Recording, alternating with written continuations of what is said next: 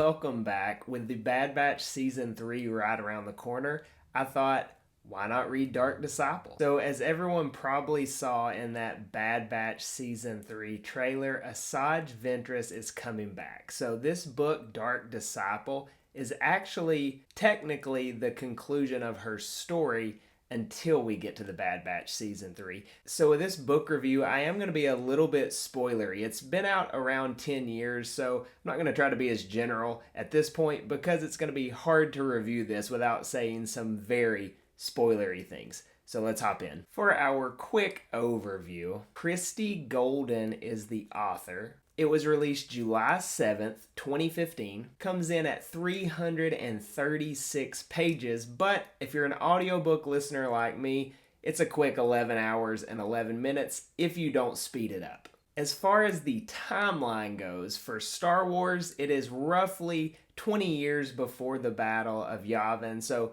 20 years before A New Hope. Now, for the hardcore Clone Wars fans, this timeline doesn't actually add up with some of the things they see in the Clone Wars. I'm not as familiar with all of the Clone Wars, so I can't speak to that, but you can look it up on Google, or if you already know, you're probably pretty frustrated by it. One thing that I thought was really cool about this book is it is actually based on an arc in the Clone Wars, or a script of an arc that was actually never aired once it was canceled on Cartoon Network. So this was going to be on television, but instead it's a book. And a great book, I might add. So let's hop into the nitty-gritty of the book. And again, spoiler warning, I'm going to be talking about the plot. I'm not going to break this down for 30 minutes and get every single detail, but we're going to hit the high points. So if you haven't read it and don't want to know, go ahead and pause, go read the book, come back. So this book starts in the Clone Wars, obviously, and it is going to focus around how the Jedi want to deal with Count Dooku. The war is just going on and on and on, and they can't seem to ever truly win. So the Jedi come to the decision that assassinating Count Dooku will be the quickest ending to the war that will spare the most lives. Obi-Wan Kenobi has a lot of issues with this because assassination is not the Jedi way, but Mace Windu is a very strong proponent of assassination here. They do decide to go through with this attempt, and they recruit Quinlan Vos to be the mercenary or the assassin to go take out Dooku. This is where things get a little bit interesting because they decide he cannot do it alone but needs help. This is where Asajj Ventress comes in. At this point, Dooku has abandoned her. She is not his apprentice anymore. She has the most to gain from Dooku being killed, so they think she is a natural person to include in this plan. So it actually starts off with Quinlan Vos, a Jedi Master, going undercover to get on Asajj Ventress's good side. So he acts as like an unsuspecting bounty hunter with her because that's what she is up to. And eventually, after quite a bit of time together, he ends up revealing what his whole plan is. He comes clean, and she's actually on board with it. Kind of jumping ahead a little, she essentially tells him he's not ready for the two of them just to go get Dooku right there. So she takes him to Dathomir, and she's going to get him to where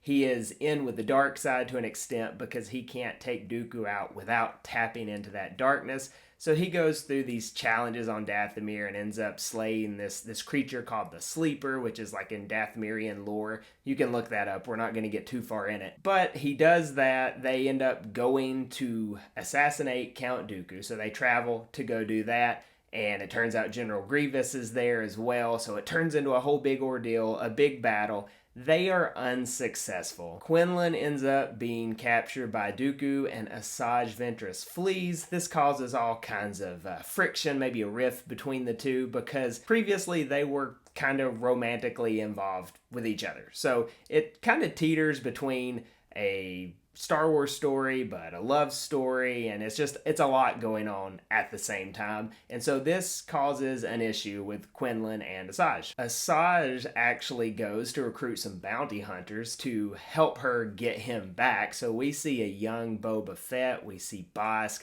Imbo. It's very neat to see all these characters that we love from other Star Wars shows, movies, books in this prequel era. That was a very cool thing. Eventually, they get Quinlan back. We see the Jedi Council getting involved. Anakin and Obi-Wan get involved with Asajj Ventress, and they go on a rescue mission. There's quite a bit of fighting and battle going on here, but eventually, Quinlan does come back with him, but all kinds of issues are still going on. Quinlan is still on the dark side, and he's not exactly a great character. He's not the same guy that they sent away. So lots of issues there. The Jedi Council essentially comes to the conclusion that they are going to have to get rid of Quinlan, Asajj, Dooku, everybody's got to go. They've made their bed. They're going to have to lay in it. So they had actually pardoned Asajj Ventress because she helped them get Quinlan back. But now it's a whole big issue. Things are a mess, which leads us to the conclusion of this book. Anakin and Obi-Wan are back, and Asajj is trying to get Quinlan, and Quinlan's trying to get Dooku because he wants to get to where Darth Sidious is.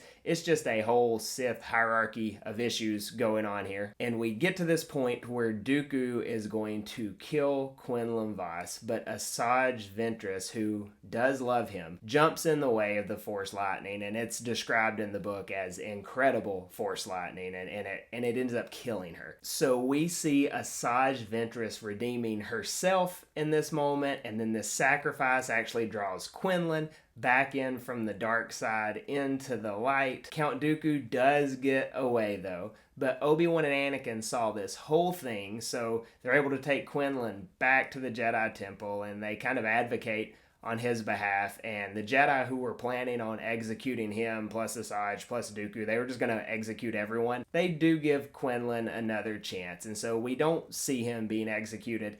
And the book actually has a really nice ending where Quinlan is able to go to Dathomir with Obi-Wan and lay Asajj to rest with her Night Sisters. So even though it's kind of sad, there's a lot of complexities going on here. Quinlan is certainly a troubled character throughout this book between attachments and the dark side and all kinds of things like that. We do see a nice ending, even though it's not a happy ending. Now, how does all this fit in with The Bad Batch Season 3? I'm not really sure, because they have said that this is going to still honor Dark Disciple, which is apparently a very well-beloved book. So Asajj being alive in The Bad Batch and the timeline for that, just not sure how they're going to work all that out. Maybe some weird Night Sister magic stuff. I don't know. They resurrect people, so maybe that's how they're going to do it. Not really sure, but it'll be interesting to see. Let me know in the comments how you think they're going to work that out. As far as grading this book, I really enjoyed it. It pulled me in, action-packed. There's a lot of drama. There's bounty hunting. There's undercover work.